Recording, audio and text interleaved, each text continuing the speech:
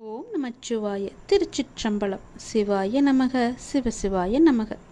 உன் உழைப்பையும் அன்பையும் பிறர் தவறாக பயன்படுத்தும் போதோ அல்லது பலனை பிறர் அனுபவிக்கும் போதோ நீ வருத்தப்படாதே. அவர்கள் உன் கர்மாக்களையும் பாவங்களையும் அனுபவித்து உன் கர்ம வினைகளை விரைந்து முடிக்கவே அப்படி செய்து கொண்டிருக்கின்றார்கள். நான் தான் அவர்களை அனுப்பி வைத்திருக்கின்றேன். அந்த சமயத்தில் உனக்கு வருத்தம் அளித்தாலும் உன் கர்ம வினைகள் குறைகிறது என்று நீ நிம்மதிக்கொள். எந்த சூழ்நிலையிலும் இழந்து போனதையும் தொலைத்து விட்டதையும் எண்ணி நீ மனதில் கவலை கொள்ளாதே. நடப்பவை யாவும் நன்மைக்கு என்று நம்பிக்கையுன் உன் லட்சியத்தை நோக்கி நீ முன்னேறிச்சல். எல்லாம் நன்மைக்கே என்று சொல்கிறீர்களே, ஆனால் என் வழிகள் அப்படியேதானே இருக்கின்றது. எந்த நன்மையும் எனக்கு நடக்கவில்லை என்கிறாயா? நீ கொஞ்ச நாள் பொறு. உன்னுடைய வேண்டுதல் நிச்சயம் பலிக்கப் போகிறது. நீ அனுபவிக்கும் துயரங்களையே பெரிதாக நினைத்து போராடி கொண்டிருக்கின்றாய். அது உன்னை தாக்காமல் இருக்கவே நான் இங்கு போராடி கொண்டிருக்கின்றேன். அது உனக்கு தெரிய வாய்ப்பே கிடையாது. அதனால்தான் நான் அடிக்கடி கூறுகின்றேன், முடிந்தவரை எல்லோருக்கும் நல்லதே செய்யென்று, எதற்காகவும் அஞ்சாதே என்று. ஏனென்றால் உன்னோடும் உன் குடும்பத்தோடும் நான் இருக்கின்றேனே. இன்பமும் துன்பமும் நிலையற்றவைதான். அது எல்லோருக்கும் மாறி மாறி வந்து கொண்டுதான் இருக்கும். இன்று இருப்பது நாளை மாறிவிடும். எனவே நீ மனம் கலங்காமல் இரு.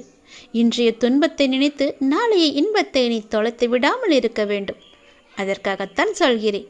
உனது நலனை விரும்புகின்ற நான் உனக்கு நன்மையை மட்டும்தான் செய்வேன் என்பதில் நீ உறுதியான நம்பிக்கையோடு இரு. கவலையே படாதே. நான் இருக்கின்றேன். என்றும் எங்கெங்கும் எப்போதும் என்றென்றுமே உன்னோடு. உனக்கு நல்லது மட்டுமே நடக்கும். நீ என் பரிபூர்ண அருள் முழுவதையும் பெற்றுவிட்டாய். என் ஆசீர்வாதத்தையும் அன்பையும் நீ பெற்றுவிட்டாய். உன்னுடைய பக்தியால் நான் உனக்கு அடிமையாகிவிட்டேன் என் தங்கமே. என்னிடத்தில் நீ பக்தி செய்ததால் நீ வருவாய். நிச்சயம் தொண்டு செய்வாய். அதன் மூலம் நான் உன்னிடத்திலேயே நான் ஐக்கியமாகி விடுவேன். உன்னுடைய வருகைக்காக நான் காத்து கொண்டிருக்கிறேன். நீ என்னிடம் வந்து மற்றவர்களுக்கு நீ தொண்டு செய்.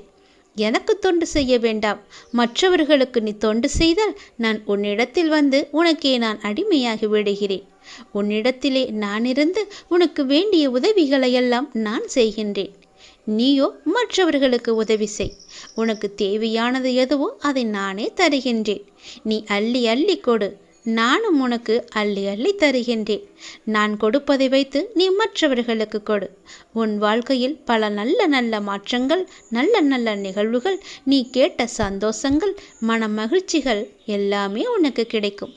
நீ கேட்ட பண பிரச்சனை எல்லாமே தீர்ந்துவிடும். நான் உனக்கு அள்ளி அள்ளி தரும்போது நீ உன் இரு கைகளையும் தூக்கி அதை வாங்கிக்கொள். நான் தருவது உனக்காக மட்டுமே. உன்னுடைய உண்மையான பக்தியால் நீ என்னை வென்று விட்டாய். நீ என்னை அடிமையாக்கி விட்டாய். நான் உனக்கு எப்பொழுதும் தொண்டு செய்யவே நான் காத்திருக்கின்றேன்.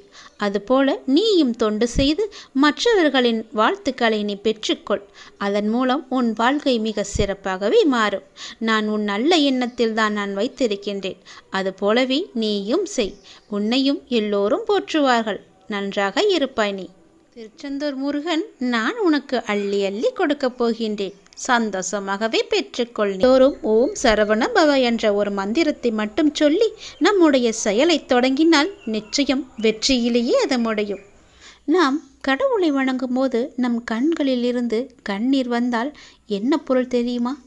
இதுதான் தெய்வீக ரகசியம். இந்த தெய்வீக ரகசியத்தை நாம் தெரிந்து கொண்டால் நம் மனம் சாந்தியடையும். பெரும்பாலும் நம் மன சோர்வடைந்து அல்லது அமைதியற்ற நிலையில் இருக்கும்போது நாம் கடவுளை நினைவில் கொள்கின்றோம் இல்லையா? அல்லது கோவிலுக்கு செல்ல நாம் முயற்சிக்கின்றோம். கடவுளை வணங்கும் போதோ அல்லது கோயிலுக்கு செல்லும் போதோ ஒரு விதமான மன அமைதியை நாம் உணர்கின்றோம். அதனால்தான் சிலர் பெரும்பாலும் கோவிலுக்கு செல்ல விரும்புகிறார்கள். மனம் சோர்வடையும் போது, கலக்கமாக இருக்கும்போது கோவிலுக்கு சென்று மனதை அமைதிப்படுத்துகின்றார்கள். உங்களுக்கு பிடித்த கடவுளை நீங்கள் வணங்கும் போது எப்போதாவது உங்கள் கண்களில் இருந்து கண்ணீர் வரும். இதனுடைய பொருள் என்ன என்பது உனக்கு தெரியுமா? தெரிந்து கொள்ளலாம். அறிந்து கொள்ளுங்கள். கடவுளின் வழிபாட்டும் போது கண்களில் இருந்து கண்ணீர் வந்தால் கடவுளின் தெய்வீக சக்தி ஏதோ ஒரு குறிப்பை நமக்கு உணர்த்துகிறது என்று நாம் அறிந்து கொள்ள வேண்டும். கடவுள் உங்களுக்கு ஒன்று குறிப்பை கொடுக்கிறார் என்று நீங்கள் பொருள் கொள்ள வேண்டும். நீங்கள் அவற்றை புரிந்து கொண்டால் உங்கள் பிரச்சனைகள் எல்லாமே நீங்கிவிடும் என்றும் உங்கள் வேண்டுதலை கடவுள் ஏற்றுக்கொண்டதாகவும் அர்த்தமாகும். இதுதான் கடவுள் உங்களுக்கு முழு ஆசியையும் கொடுப்பதாகவே அர்த்தமாக கொள்கிறது. கடவுளின் அனுகிரகம் உங்களுக்கு கிடைத்துவிட்டால், உங்கள் வேண்டுதல் அவர்கள் செவிகளில் கேட்டுவிட்டால், உங்களுடைய வேண்டுதலுக்கு பலனை நிச்சயம் அவர் தருவார் என்பதற்கான அறிகுறியாக உன் கண்களில் இருந்து அவரே அந்த கண்ணீரை வர வைக்கின்றார். தீபாராதனை காட்டும் போதோ அல்லது கடவுளின் உருவத்தை பார்க்கும் போதோ உனக்கே தெரியாமல், உன்னை அறியாமல் கண்களை திறந்திருக்கும் போதோ அல்லது கண்ணை மூடிக்கொண்டிருக்கும் போதோ உன் கண்களிலிருந்து தண்ணீர் வருகிறது என்றால் நீ வந்ததை அவர் ஏற்றுக்கொண்டார் என்ற அர்த்தம். உன்னை பார்ப்பதற்காகவே அவர் வெகு நாட்களாக காத்திருந்தார். உனக்கான பதிலை சொல்வதற்காகத்தான் அவர் காத்திருந்தார் என்றும், உனக்கு ஆசி வழங்கவே அவர் காத்திருந்தார் என்றும் அர்த்தமாகும். உங்கள் கண்ணீரிலிருந்து கண்ணீர் வந்தால் உங்கள் வழிபாடு மிகவுமே வெற்றிகரமாக முடிந்துவிடும் என்று அர்த்தம். நீ எதை வேண்டி செல்கின்றாயோ அது நிச்சயம் வெற்றியில் முடியும். இப்போது உங்கள் பிரச்சனைகள் அனைத்தும் நீங்கி உங்கள் ஆசைகள் நிறைவேறும் என்றும் கடவுள் உங்களுக்கு ஆசீர்வதிப்பதற்காக ஒரு சின்ன அறிகுறியாக உங்கள் கண்களிலிருந்து கண்ணீர் மலை மலையாக வரும். ஒரு சொட்டு கண்ணீர் வந்தாலும் அதற்கான அறிகுறிதான் அது. கவலைப்படாதீர்கள்.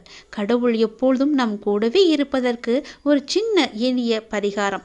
எப்பொழுதெல்லாம் உங்கள் மனம் பாரமாக இருக்கின்றதோ, உங்கள் பிரச்சனையை தீர்க்க முடியாதது என்று நினைக்கிறீர்களோ, உங்கள் குழப்பங்கள் அதிகமாக இருக்கின்றதோ, அப்பொழுதெல்லாம் உங்கள் விருப்பமான கோவிலுக்கு சென்று அந்த பகவானை நினைத்து ஒரே ஒரு தீபம் ஏற்றி வழிபட்டு அவருக்கு முன்னால் மண்டியிட்டு கையேந்தி நில்லுங்கள். நீங்கள் அந்த தெய்வீகத்தை உணர்ந்து கொண்டால் உங்கள் பிரச்சனைகள் எல்லாம் நீங்கிவிடும் என்றும் உங்கள் வேண்டுதலை கடவுள் ஏற்றுக்கொண்டதாகவும் அர்த்தமாகும். உங்கள் கண்களிலிருந்து கண்ணீர் வந்தால் உங்கள் வழிபாடு நிச்சயம் வெற்றியில் முடியும். தெய்வீக தன்மையுடன் உங்கள் வீட்டை வந்து அடைந்து அதற்கான முயற்சியை செய்யுங்கள். நீ செய்யும் ஒவ்வொரு செயலிலும் ஓம் சரவண பவ என்ற மந்திரம் எப்பொழுதும் ஒலித்து கொண்டு இருக்கட்டும். என்னுடைய அருளும் ஆசையும் எப்போதும் உனக்கு துணை இருக்கும். நல்ல காலம் உனக்கு பிறந்து விட்டது தங்கமே. இனி நடக்கப் போவது எல்லாமே நன்மையாகவே இருக்கப் போகிறது. நீ செய்வது எல்லாமே நன்மையிலேயே முடியப் போகின்றது. ஏனென்றால் உன்னுடைய பாவ காலம் எல்லாமே முடிந்து விட்டது. புண்ணிய காலம் ஆரம்பித்து விட்டது. நீ செய்த புண்ணியத்திற்கேற்ப நல்ல நல்ல பலன்கள் எல்லாம் உன் வாழ்வில் நடக்கப் போகின்றது. மனதில் ஏற்படும் தேவையற்ற சஞ்சலங்களை கண்டு கொள்ளாமல் நீ விட்டு விடுவதுதான் உனக்கு நல்லது. ஏனென்றால் நல்ல காலம் பிறந்து விட்டதல்லவா? சஞ்சலங்களை மனதில் வைத்துக்கொண்டு அந்த நல்ல காலங்களை நீ அனுபவிக்க வேண்டும். அதை தவற விட்டு விடக்கூடாதல்லவா? அதற்காகத்தான் சொல்கிறேன். உன் மனம் சஞ்சலத்தில் இருந்தால் அதை கண்டு கொள்ளாமல் விட்டுவிடு. நல்ல நேர்மறை சிந்தனைகளோடு உனக்கு என்ன வேண்டும் என்பதில் மட்டும் நீ தெளிவான முடிவோடு உன் வாழ்க்கையை எதிர்கொள்ள தயாராக இரு. எல்லாமே நல்லபடியாகவே நடக்கும். உன் மனதில் ஏகப்பட்ட குழப்பங்கள் இருக்கின்றது. அந்த குழப்பத்திலிருந்து நீ எப்படி வெளிவர வேண்டும் என்பதை நான் சொல்கிறேன். அதன்படியே நீ நடந்து கொள்.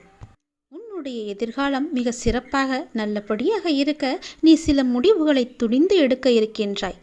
அதனால் உனக்கு நன்மை நடக்குமா நடக்காதா என்ற குழப்பத்திலும் நீ இருக்கின்றாய்.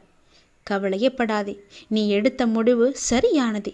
எனவே நீ எடுத்த முடிவை பற்றி கவலைப்படக்கூடாது. இனி அதில் சில பயணங்கள் வரப்போகின்றது. பல மாற்றங்கள் வரப்போகிறது. அது உன் வாழ்வில் நல்லதாகவே நடக்கப் போகிறது. எல்லாம் உனக்கு நன்மையே செய்யும்.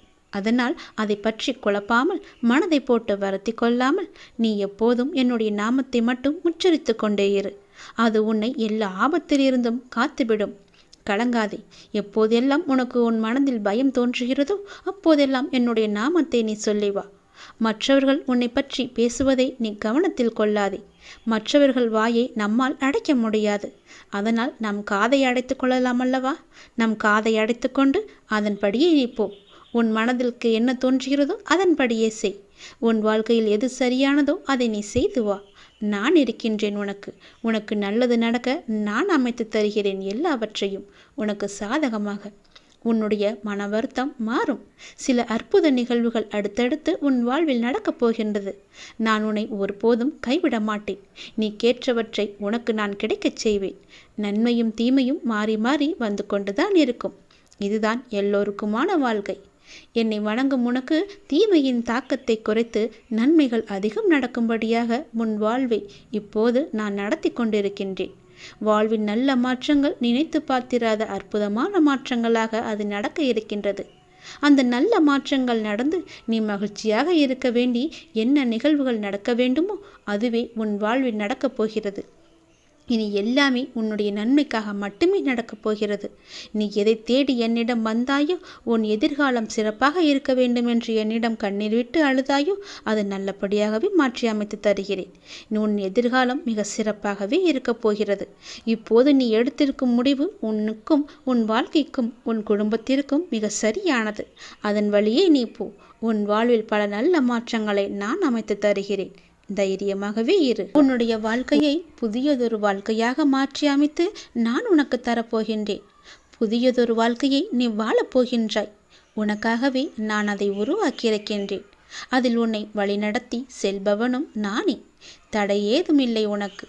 உன்னை வழிநடத்தி சென்று கொண்டிருப்பவன் நான் தான் என்பதை நம்பி முன்னேறி கொண்டே இரு. தயங்காமல் நீ முன்னேற வேண்டும்.